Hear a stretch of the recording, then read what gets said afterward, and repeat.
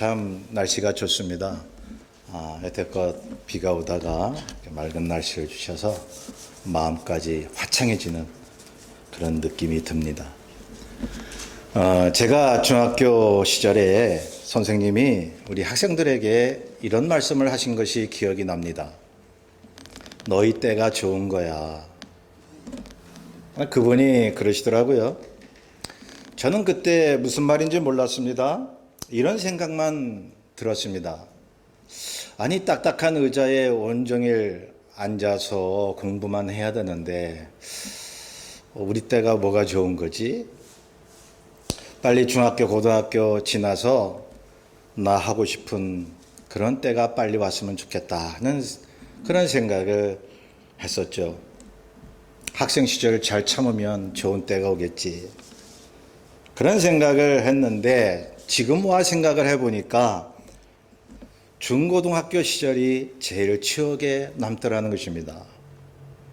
그때는 시간 가는 줄 모르잖아요. 예. 왜 그때 내가 귀한 시간인 줄 몰랐을까? 후회가 되었어요. 군대 시절이 그렇게 힘들었는데 군대 시절이 참 좋았다는 생각도 들고요. 오늘 함께 나누실 주제는 시간과 때인 것입니다. 시간이란 뭘까요? 때마다 우리에게 주는 의미는 무엇일까요? 모든 사람들이 생각하는 시간과 때라고 하는 것은 대체로 미래지향적인 것입니다. 그때는 잘 되겠지. 그날과 그때에는 정말 좋아질 거야. 힘을 가져. 희망을 가져. 그렇게 미래지향적으로 많이들 생각을 하죠. 반대의 경우가 있습니다. 지금 이보다 더 좋을 순 없지. 참 이대로가 좋아. 내일이 안 왔으면 좋겠다. 그런 분 계셔요. 한참 잘 나갈 때 그냥 이대로가 좋다. 그런 분이 계셨습니다. 그런데 시간이라는 것이 그렇지 않으니 어떡하겠습니까? 계속 지나는 것을 자신의 삶 속에서 어떤 특별한 때만 의미가 있는 것일까요? 항상 우리 삶이 그렇습니다. 원하는 것을 기다리는 때와 원하는 것을 얻는 때가 있습니다. 힘들고 어려운 때와 기쁘고 좋은 때가 있지 않습니까? 우리가 젊을 때가 있고 늙어갈 때가 있습니다. 또한 건강할 때가 있고 병들 때가 있습니다. 일할 수 있을 때가 있고 일을 할 수 없을 때가 있습니다. 교회에 올 수 있는 때가 있고 교회에 올 수 없는 때가 있습니다. 건강 이러면 교회 오고 싶어도 못 와요. 다 때가 있습니다. 인생을 살다 보면 플러스 마이너스 이 시간들이 엇갈리면서 계속 시간이 지나고 있습니다. 그렇다면 인생의 플러스와 마이너스가 늘 있다면 인생은 결국 제로 아닌가요? 오늘 본문이 그렇게 얘기하고 있습니다. 제로라고. 났다가 결국 죽는 길로 가는 것이라고요. 결국 점점 잃게 되니까요. 점점 놓게 되니까요. 아예 의미가 없는 그런 인생을 누구나 살고 있습니다. 오늘 본문은 좋은 것을 얻는 때와 그 좋은 것을 내놔야 하는 때가 있다고 말씀합니다. 이처럼 인생이 희비애락으로 교차된다는 것을 경험하며 사는 것입니다. 그래서 본문 1절부터 보면 범사에 기한이 있고 천하만사가 다 때가 있다고 말씀합니다. 날 때와 죽을 때, 심을 때와 심은 것을 뽑을 때, 죽일 때와 치료할 때, 헐 때와 세울 때, 울 때와 웃을 때, 슬퍼할 때와 춤출 때가 있다고 말씀하면서 그 뒤에 똑같은 내용으로 기록하고 있습니다. 이것을 한마디로 요약하면 기쁨과 슬픔이 늘 교차된다는 거죠. 얻는 것과 잃는 것이 늘 엇갈린다는 거죠. 그러다가 제로로 향해 간다는 것입니다. 자, 인생은 없는 것과 같다고 성경이 강조하고 있지 않습니까? 그래서 한마디로 인생은 허무하다는 거예요. 옛 성현들이 그 얘기 했잖아요. 일장춘몽이라고, 남가일몽이라고. 왜 사는가? 사람들의 지식인층들이 말이죠. 근데 하는 얘기가 뭐예요? 인생이 뭐냐 이거죠. 결국 죽을 것을. 그런데요, 그것은 일반적인 모든 인간들의 경험이기 때문에 성경도 그것을 말씀하고 있습니다.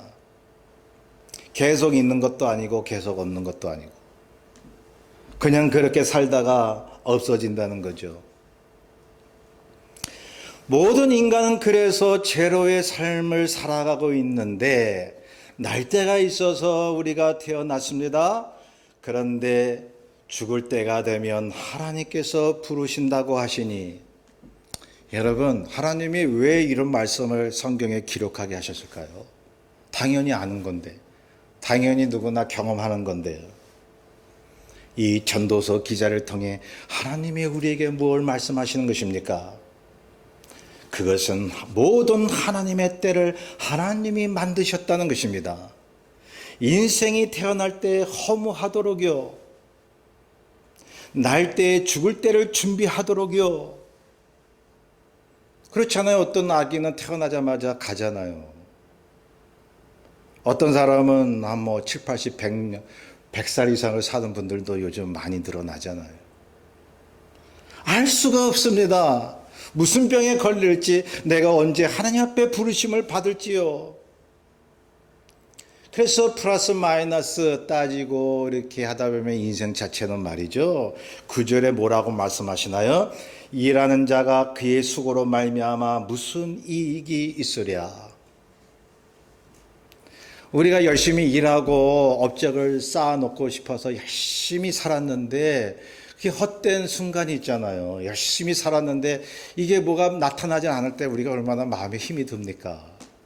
내가 열심히 살았는데 나는 왜 남들보다 뒤처져서 사나? 그런 사람들 있잖아요. 아니면 열심히 살았기 때문에 뭘 얻었어. 그러면 교만이 오잖아요. 내가 남들보다 잘났어. 여러분, 남들보다 잘나고 내가 다른 사람보다 똑똑하다고 이런 생각하면서 평생 사는 사람들이 하나님 앞에 얼마나 불쌍하게요. 그러다 가는 것을. 그러니 모든 사람들이 좋은 때를 만나도 기뻐하는 게 그때뿐이죠. 사실상 만족과 즐거움이 없는 것입니다. 왜냐하면 모든 것을 잃어버릴 때가 온다는 것을 아니까요. 하나님의 그때를 감히 누가 피하겠습니까?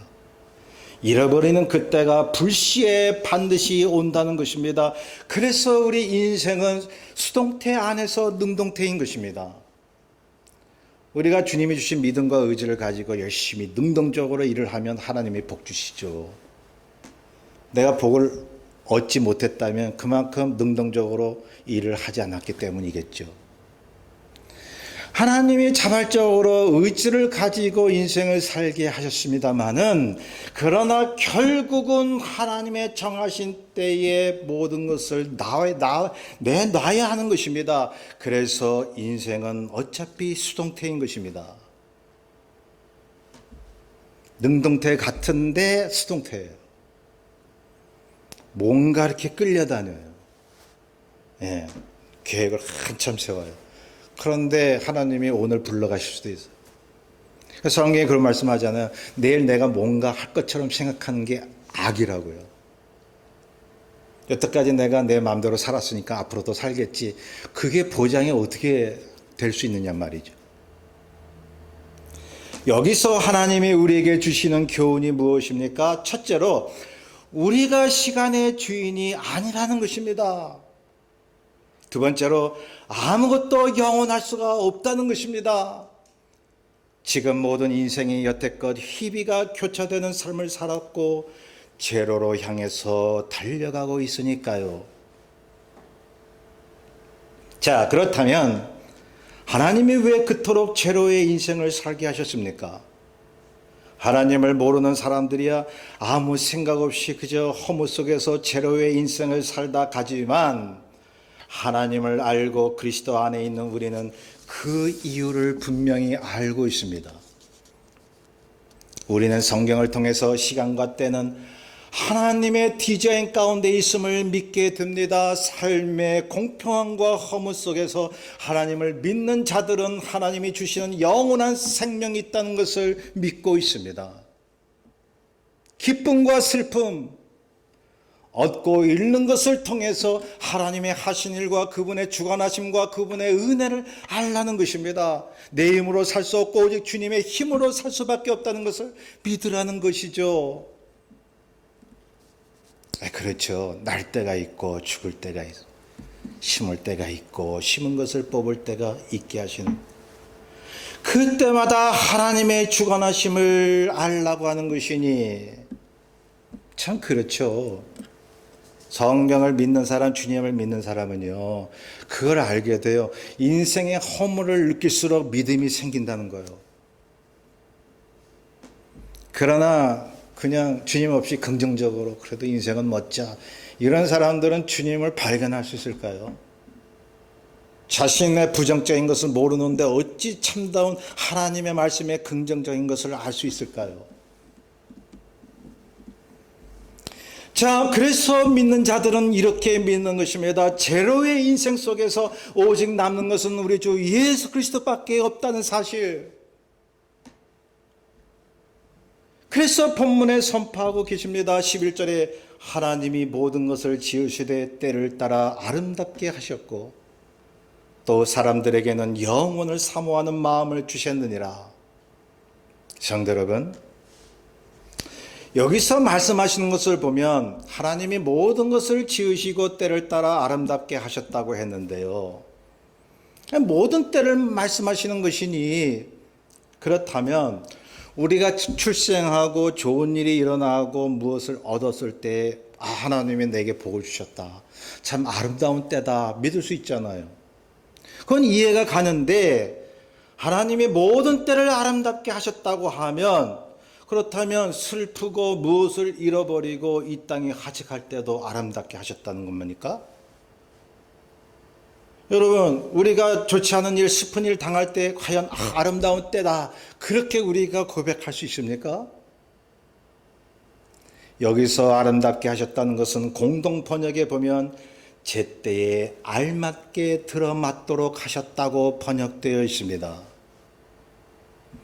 그러니까 좋은 일만 하나님의 복이 아니라 아주 나쁜 일, 좋지 않은 일이 일어날 때도 하나님의 때라는 거예요. 아주 하나님의 정확한 때에 탁탁 들어맞게 그 사람에게 역사하신다는 거예요. 그래서 모든 때가 아름답다고 성경이 증거하고 있습니다.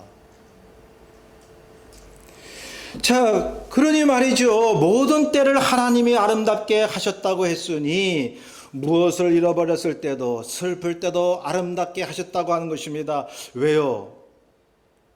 하나님의 나의 소유와 가장 귀한 것을 잃게 하시는 때도 하나님이 나에게 하실 일을 하시니까요. 그것을 통해 하나님만 바라보게 하시고 영원을 사모하는 믿음을 주시니까요. 그래서요, 크리스천들은 가끔 세상 살맛이 안 날 때가 있어요. 믿음이 없어서가 아니에요. 여러분, 꼭 믿음 좋아야 꼭 뭐 항상 기쁘고 그래야 됩니까? 믿음 좋으면? 여러분, 믿음이 좋음에도 불구하고 인생의 허물을 느낄 수 있습니다. 당연한 것입니다. 성경이 그것을 말씀하고 있습니다. 그래서 세상 미련 없는 거예요. 염세주의는 아니에요. 세상에서, 이 땅에서 두 발을 딛고 사는 동안은 하나님이 주신 이 삶을 충실해야 돼요. 열심히 살아야 돼요. 그런데 궁극적인 목적지는 아니잖아요. 그러므로 하나님께서 무엇을 나에게 가져가실 때에 마음속에 허무와 슬픔을 느끼게 하셔서 주님의 참다운 위로를 느끼게 하시는 것입니다. 겸손하게요. 하나님만 바라보게요. 천국을 바라볼 수 있도록요. 그래서 모든 때가 아름답다고 성경이 말씀하고 있습니다. 성경에서 아름답다라고 하는 것은 하나님의 뜻대로 이루어진다는 것입니다. 저와 여러분 개개인에게 하나님은요, 이 민족과 많은 사람에게도 관심이 있지만 여러분 개개인에게 더 관심이 많아요. 여기 성경에 보면요, 예수님이 활동하실 때 보면 많은 사람 앞에서도 말씀하셨지만 개개인을 찾아가신 시간이 더 많아요. 개인에게 구체적으로 개입하시는 거예요. 알맞게 들어맞게 그렇게 하나님이 모든 때를 주셨는데 그 모든 때가 아름답다고 말씀하고 있습니다. 그래서 하나님의 말씀은 늘 역설적이지 않습니까? 그렇지 않나요? 본문에 보세요. 얻을 때가 있으면 잃을 때가 있고, 그리고 인생에 무슨 유익이 있느냐고 묻고 있잖아요. 그런데 그때를 하나님이 만드시고 믿는 자에게 그때마다 아름답게 하셨다고 하는 얘기입니다. 때를 따라 영원을 사모하게 하셨다고 말씀하고 있습니다. 그러니 본문 내용은 허무한 때를 언급하면서 아름다운 때를 우리에게 강조하고 있습니다. 성도 여러분, 그러기에 그리스도를 믿는 자에게는 제로의 인생이 없습니다. 플러스 마이너스가 이렇게 교차되는 그러한 인생도 없습니다. 모든 때를 아름답게 해주셨으니 믿는 자의 모든 인생은 플러스가 되는 것입니다. 여러분 믿으십니까? 그러한 믿음으로 긍정적인 사고방식을 가져야 돼요. 무조건 파지티브 띵킹이 아니에요. 믿음 안에서 주님 뜻대로 된다라고 하는 그 긍정적인 믿음이 있어야 됩니다. 믿음의 유익과 하나님의 때를 믿는 지혜를 주시기 위해서요. 며칠 전 저는 저희 어머니와 통화를 했습니다.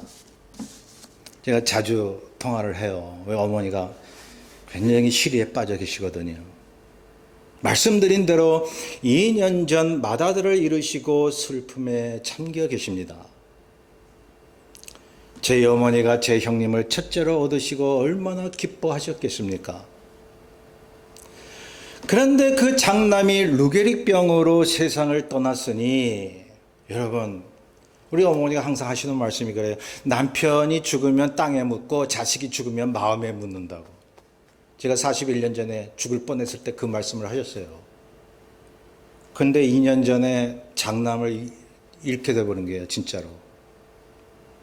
그러니 그 말씀하신 게 실제로 닥치니 말이죠. 저희 어머니가 저에게 이런 말씀을 하셨습니다. 네 형을 그렇게 살려달라고 하나님 앞에 그렇게 기도하고 간구했는데 왜 데려가셨냐? 그래서 지금도 마음이 너무 아프신데 이런 믿음으로 이기고 계시다고 말씀하셨습니다. 신앙생활했던 아들을 데려가신 것이 우리보다 먼저 천국으로 데려가기 위함이라고. 네 형 봐라. 얼마나 힘든 생활했느냐. 저희 연년생인데요. 얼마나 힘든 생활을 했는지 모릅니다. 신앙생활을 했고 믿음을 가졌어도요. 직장생활 속에서 직장 상사한테 그렇게 구박을 받으면서 얼마나 힘들게 살았는지요. 예수 그리스도를 진심으로 믿지만은 술이 아니면 견딜 수 없는 그러한 고통스러운 시간을 보냈었습니다. 네가 믿는 사람으로서 그렇게 술을 먹을 수 있느냐? 저희 어머니가 저희 형에게 자꾸 얘기를 했죠. 그런데 우리 어머니의 생각이 이렇습니다. 정말로 힘들게 살았는데 그것을 면하게 하시기 위해서 너의 형을 데려갔다고. 그렇게 말씀하시면서요. 그러한 생각을 하게 되니까 마음이 놓인다고. 성도 여러분, 이사야서 57장 1절에 보면 의인은 환난 전에 데려가신다고 말씀합니다. 여러분, 성경에도 나왔듯이 장수하는 것도 하나님의 복인데요. 짧게 사는 건 복이 아닌가요? 예수 믿고 빨리 천국 가서 영원히 눈물도 없고 병도 없는 영원한 생명으로 지내는 그러한 천국 가서 사는 삶이 빠를수록 좋은 거 아닌가요? 여러분, 믿는 사람들은요, 오래 살아도 하나님의 복을 느끼고 짧게 살아도 하나님의 복으로 고백하는 겁니다. 왜요? 모든 것을 아름답게 하셨다고 주께서 말씀하셨으니까요. 그래서 저희 어머니는 장남이 일찍 떠난 것을 하나님의 때로 보신 것입니다. 하나님이 정하신 때로 보신 것입니다. 이 믿음이 지금 저희 어머니를 버티게 하고 있어요. 하나님이 하신 거예요. 하나님이 그 때를 주신 거예요.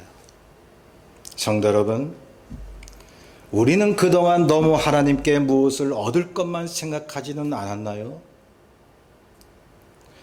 얻게 하시고자 하는 때에 얻게 하실 것입니다. 그런데 때가 되어서 우리가 무엇을 잃어버렸다면, 손해를 봤다면 하나님이 만드신 대로 믿고 잃어버리게 하신 하나님께 순응해야 하지 않을까요? 그렇습니다. 신앙인은 얻을 때 기뻐하고 잃어버릴 때도 믿음으로 대처할 줄 알아야 돼요. 하나님이 모든 때를 아름답게 하셨기 때문에 잃어버릴 줄 아는 것도 믿음입니다. 왜 많은 사람들이 얻어야만, 내가 원하는 것이 돼야만 하나님의 복이라고 생각할까요? 그렇게 안 되면은 하나님이 나를 버리셨다고, 하나님의 야속하다고 왜 그런 약한 믿음으로 살아갈까요? 성도 여러분, 히브리서 11장은 믿음의 장이라고 해서 믿음의 사람들을 이야기하는데 거기에 아브라함과 모세를 이야기하고 있습니다. 아브라함이 이삭을 하나님 앞에 내놓는 것도 믿음이라고 말씀하고 있습니다. 모세가 애굽의 보화보다 고난받기를 택한 것도 믿음이라고 말씀하고 있습니다. 내놓는 것, 하나님이 데려가실 때 내놓는 것도 믿음이라고 성경은 말씀하고 있습니다. 왜? 모든 게 아름답다는 거예요.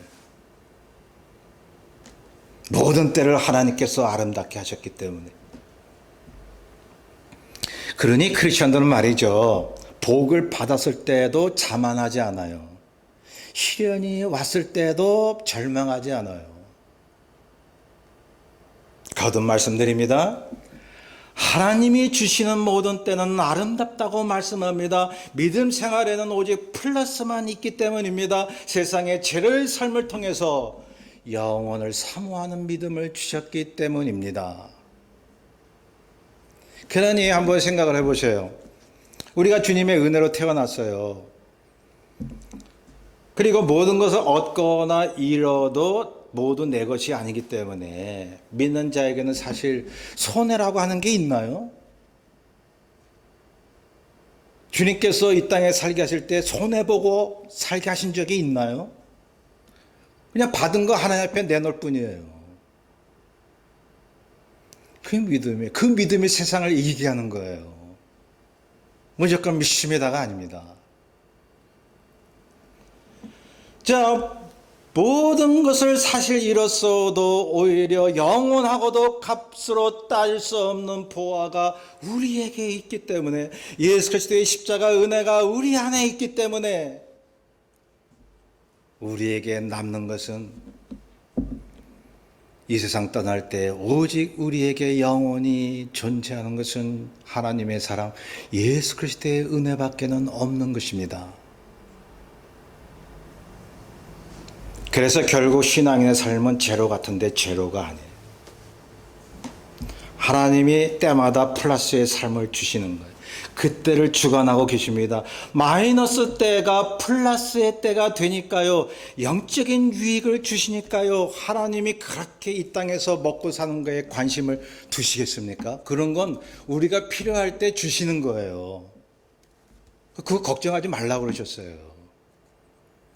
하나님이 우리에게 제일 원하고 바라시는 거는요, 주시고자 하는 건요, 하나님을 향한 사랑과 믿음이에요. 그게 세상을 이길 수 있다는 거야. 너 영원토록 간직할 수 있는 건 그것밖에 없다. 제가 서울 송파에서 목회를 할 때였습니다. 잠실에 있는 모 교회 아무개 목사님이 계셨는데 그분이 잠실에서 개척을 하시고 평생을 목회를 하다시피 하셨는데요. 근데 건물도 짓고 수만 명의 교인들이 모이는 교회로 부흥시키셨습니다. 참 대단하시죠? 그런데 말이죠, 이분이 은퇴할 때가 되지 않았는데 이분이 후배를 후임자로 세우고 따로 나가서 다시 교회를 개척하셨습니다. 멀리 떨어져서 그것도 먼저 교인들이 한 사람도 못 쫓아올 수 있도록 못 쫓아오게 멀리 가서 개척을 다시 하셨어요. 그 목사님이 말씀하신 그 이유가 뭐냐 하면, 교회가 빨리 부흥이 돼서 감사하지만 제가 이 교회를 떠날 때가 된 것 같아서 떠납니다라고 이야기를 하셨습니다. 그래서 이분이 계속 마음을 비우고 기도해 보니까 주님이 떠나라고 하셨다는 거예요. 그러니까 목사님이 처음에 그런 생각을 하신 거죠. 왜 내가 이 교회를 떠나야지? 내가 개척해서 부흥한 교회인데, 나의 피와 땀이 서려 있는 그러한 교회인데, 그렇게 마음속에 반감을 갖다가 결국은 그러한 결단을 하게 되었죠. 아, 이제 내가 떠날 때가 되었구나. 안 그러면 내가 더 교만해져서 주님을 멀리할 수 있지. 이분은요, 아무리 교회가 성장했어도 하나님 앞에 이렇게 개인적으로 1대1로 자신을 돌아보는 삶을, 그런 기도 생활을 열심히 하신 거예요. 그래서 제일 이 목사님이 두려워했던 것은요, 내가 교만해져서 주님의 뜻을 어길까 봐. 그렇게 결론 내리고 멀리 가서 다시 개척을 하신 것이죠. 성도 여러분, 이런 목사님도 계십니다. 숨어있고 나타나지 않는 농어촌의 목사님들 중에서도 정말로 주님을 향하여 오직 주님만 바라보고 목회하는 분들 계십니다. 여러분, 그 잠실의 목사님은 하나님의 때를 아신 목사님 아닙니까? 내놔야 할 때를 안 주의 종입니다. 다 버려야 할 때를 마다하지 않은 분이셨습니다. 이 믿음이 진짜 믿음 아닐까요? 버릴 때 버릴 수 있는 믿음이요. 모든 것을 놓을 때가 있음을 늘 생각해야 되지 않을까요? 본문 마지막 절 끝에 보면 이런 말씀이 있습니다. 하나님이 하시는 일의 시정을 사람으로 측량할 수 없게 하셨도다. 그래서 이 잠실의 이 목사님 같이 마음에 울림이 있도록 그때를 하나님이 말씀하시는 경우가 있죠. 분명히 확신이 들어서 그때구나. 그래서 행동으로 옮기는, 순종하는 그때가 있습니다. 자, 그런데 많은 다른 상황에서는 그때를 모릅니다. 언제 내가 문제 해결을 얻을 수 있을지, 언제 내가 어떤 것을 이룰 수 있을지를 대부분 모르고 살고 있습니다. 아는 것처럼 생각하는 게 불신이에요. 하나님께서 이것을 해주시겠지. 좋은 믿음 같은데 어떻게 보면은 교만한 믿음이 될 수 있어요. 하나님께서 정확한 때를 대부분 모르게 하셨다고 말씀하셨으니까요. 내가 병들 때와 죽을 때를 모르고 삽니다. 또 어떤 때에 좋은 일이 있을지 나쁜 일이 있을지도 모르고 삽니다. 그 이유가 있는데 일의 시종을 모르게 하시는 하나님의 뜻이 도대체 무엇일까요? 정말 알려주셨으면 좋을 뻔했는데, 그때 너 무슨 일이 있을 거야, 내일 무슨 일이 있을 거야 라고 얘기해 주시면 얼마나 좋을까요? 그런데 하나님이 모르시게 한다는 것은 그 이유는 하나님 앞에 겸손하게 만드시기 위함이 아니겠습니까? 하나님이 우리에게 그런 때를 미리 모두 알려주시면 어떻게 될까요? 믿음 생활에 있어서 긴장감이 없어져요. 신앙생활은요, 늘 긴장감이 있어야 돼요. 이 확 풀어지면요, 기도 생활 안 돼요. 말씀이 들어오질 않아요. 신앙이 진실하지 못하게 됩니다. 앞으로 무슨 일이 있을 것과 그때를 다 아는데 그렇게 기도하고 싶겠습니까? 그렇게 될 건데 그런 생각 때문에 기도가 나오질 않을 것입니다. 그래서 하나님이 일의 시정을 모르게 하십니다. 일의 시정을 모르게 하시는 것도 은혜라고 하는 것을 알아야 되는 것이죠. 단지 우리에게 이 믿음을 원하고 계십니다. 한 치 앞을 내다볼 수 없는 나의 시간들을 그분께 믿음으로 맡기라는 그러한 말씀인 것입니다. 하나님의 때가 있으니 어떤 일을 만나도 아름다운 시간이 될 것을 믿으라는 것입니다. 그렇습니다. 우리의 믿음은 기도에서 뭐가 응답될 것을 믿는 그 자체가 아니라 하나님 당신 그분을 신뢰하는 그 자체가 아니겠습니까? 믿음이라는 게 말이죠. 기도에서 하나님이 역사하셔 그 자체보다 주님을 신뢰하는 게 진정한 믿음 아닐까요? 그분과의 일대일의 관계요. 또한 하나님이 하신 일 그 자체를 믿어버리는 거예요. 저희 형이 그렇게 2년 전에 갔어도 너무 마음이 고통스러웠는데 하나님이 하시는 일 그때를 우리가 어떻게 감히 핑계댈 수 있고 따질 수가 있어요. 미지의 길을 오직 주님만 믿고 가는 것이 믿음 생활이 아니겠습니까? 내가 알지 못하는 어떤 때가 와도 하나님의 때로 믿고 손으로 받아들이는 것입니다. 하나님이 모든 것을 지으시되 때를 따라 아름답게 하셨다는 이 말씀을 의지하시기를 바랍니다. 그래서 때마다 하나님을 체험하는 슬기로운 주의 자녀가 되시기를 주의 이름으로 축원합니다. 우리 뜻을 잘 생각하면서 310장을 우리 함께 찬송합니다. 310장입니다. 날 구원하신 주 감사, 모든 것 주심 감사, 지난 주